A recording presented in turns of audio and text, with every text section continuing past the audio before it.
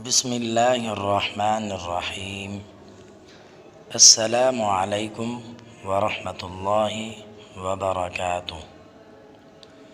سورہ انعام کی ایک خاص فضیلت بعض روایات میں حضرت علی کرم اللہ وجہ سے منقول ہے کہ یہ سورہ یعنی کہ سورۃ الانعام جس مریض پر پڑھی جائے تو اللہ تبارک و تعالی اپنے فضل و کرم سے اس مریض کو شفا دے دیتے ہیں۔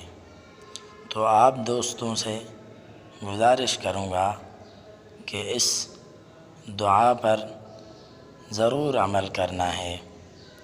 اگر آپ کو میری ویڈیو پسند آئی ہے تو میرے چینل کو سبسکرائب کریں۔